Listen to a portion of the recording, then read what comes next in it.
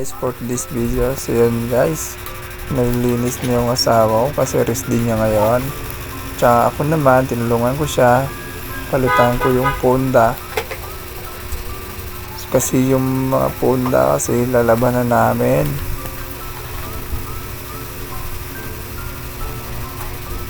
Yun na guys, kasi rest din niya. So yun, nag-request din siya guys, napapalitan na namin yung ilaw kasi mahina na daw. Yan, binoblower ko yun dyan sa baba guys, sa sahig kasi madaming dumi.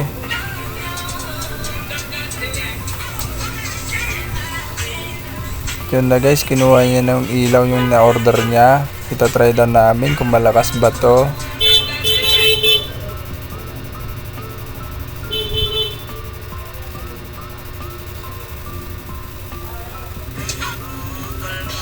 Yan na guys, pinunasan niya na at saka ako ilalagay ko na. Yan na guys, grabe, ang lakas talaga ng ilaw. So dito lang guys, bye bye.